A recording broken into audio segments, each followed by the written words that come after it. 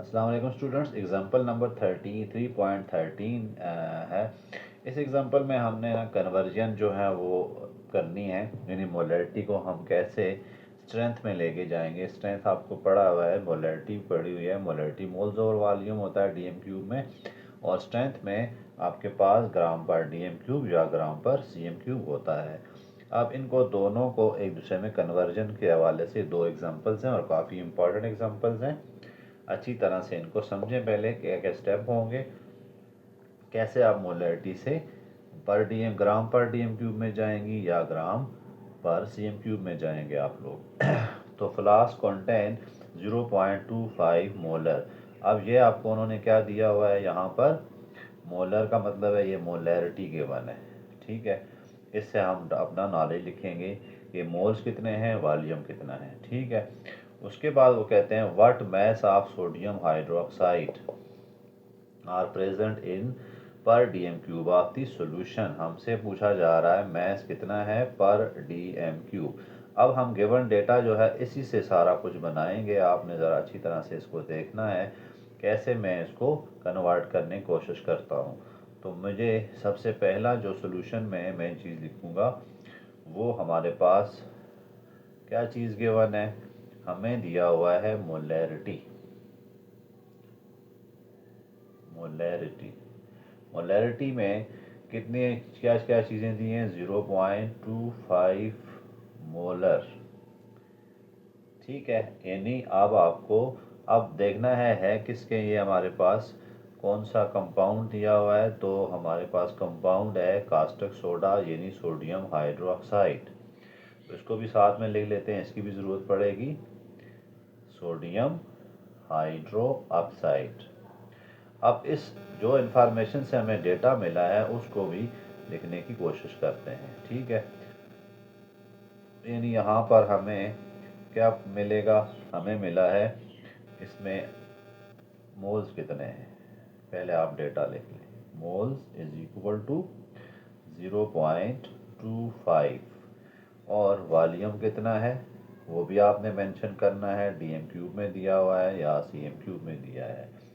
तो वॉल्यूम, इससे हमें क्या पता चलता है, मैंने आपको स्टार्टिंग के लेक्चर में बताया था, इस चीज़ से हमें पता चलता है 0.25 मोल जो हैं एक डीएम क्यूब में प्रेजेंट हैं, 1 डीएम क्यूब में प्रेजेंट है।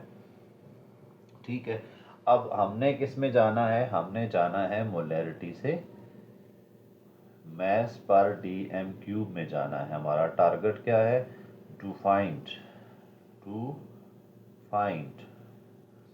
हमने करना क्या है, मोलैरिटी से कन्वर्ट होना है हमने ग्राम पर डीएम क्यूब, यानी हमारे पास जो मोल्स हैं उनको हम किसी तरह से मैस में लेके चले जाएं। अब मोल से मैस में जाने के लिए हमारे पास, और ये डीएम क्यूब में तो चलें ये प्रेजेंट है, इसको तो आप छोड़ दें, ये काम हुआ है। हमारा टारगेट सिर्फ रह गया है मोल्स को लेके जाना ग्राम्स में। तो हमारे पास मोल्स दिए हुए हैं 0.25 और कास्टिक सोडा जो है ये यानी NaOH का हमें चाहिए molar mass of NaOH।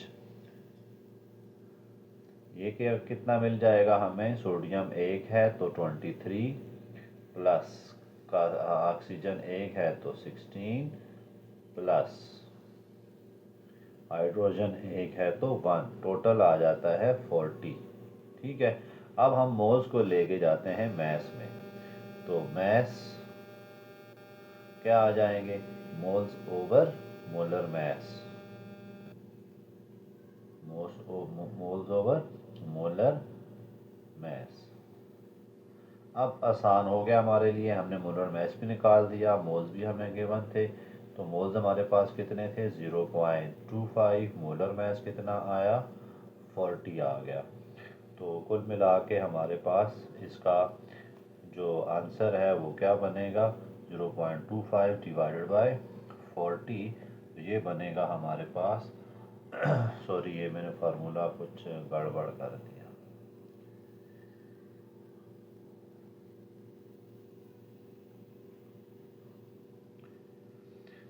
Mess होता है, मैस हमारे पास मोल्स इंटू मोलर मैस होता है। Mass is equal to moles multiplied by molar mass. Multiply होना था, इसके लिए सॉरी। तो मोल्स हमारे पास कितने हैं 0.25 और मोलर मैस कितना आया 40। अगर हम इसको मल्टीप्लाई करें तो ये आता है 10 ग्राम। अब हमारे पास आ गए हैं जी, मैस आ गया। अब हम स्ट्रेंथ में कन्वर्ट कर सकते हैं, ठीक है। तो स्ट्रेंथ हमारे पास कितनी आ जाएगी, यानी ग्राम पर डी एम क्यूब। अब कितने आ जाएंगे, ग्राम पर डी एम क्यूब कितने आ जाएंगे, ग्राम हमारे पास आए हैं 10 ग्राम ओवर 1 डी एम क्यूब। तो ये आया 10 ग्राम पर डी एम क्यूब। आसान सा तरीका था, हमें बुक वाले मेथड से ना चले, वो थोड़ा सा टफ मेथड है। मैं इसको सिंपल में आपको बता चुका हूँ। मोलैरिटी में मोल्स होते हैं, मोल्स को आपने लेके जाना है मैस में। तो उसके लिए आपको फार्मूला पता होता है, mass is equal to moles multiplied by molar mass. और नीचे आ जाता है वॉल्यूम। वॉल्यूम आप देखिएगा आप किस में दिया और किधर लेके जाना है। यहाँ डीएम क्यूब में था, डीएम क्यूब में ही हमने छोड़ना था, इसलिए हमारा ये कौन आंसर ठीक हो गया। इसी तरह अगर आप ग्राम पर सी एम क्यूब में इसको लेके जाना चाहते हैं, तो वो तो आपको इसका पता है। सपोज करें वो आपको कह देता था ग्राम पर सी एम क्यूब, यहाँ तक आपका ऊपर तक क्वेश्चन ख़त्म है।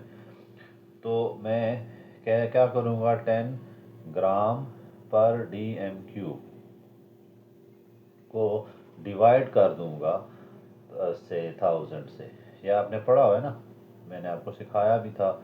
ग्राम पर डी एम क्यूब से अगर आपने जाना है ग्राम पर सी एम क्यूब में, तो क्या कर दें, डिवाइडेड बाय 1000 कर दें। सिंपल सा काम है।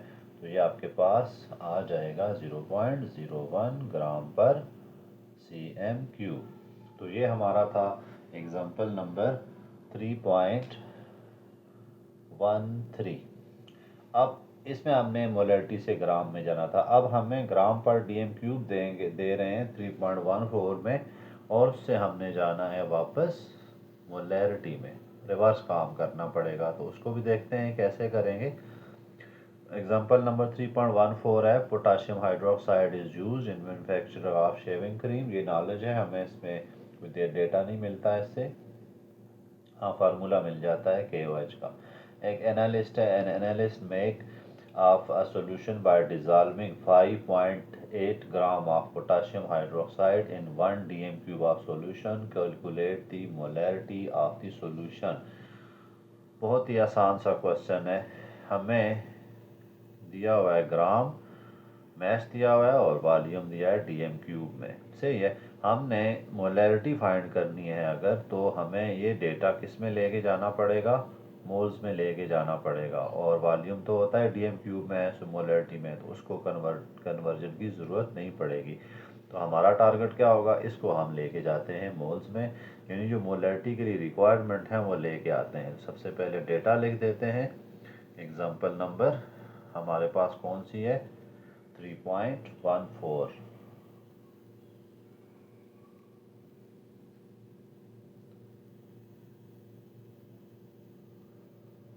3.14 डेटा हमें क्या गिवन है, गिवन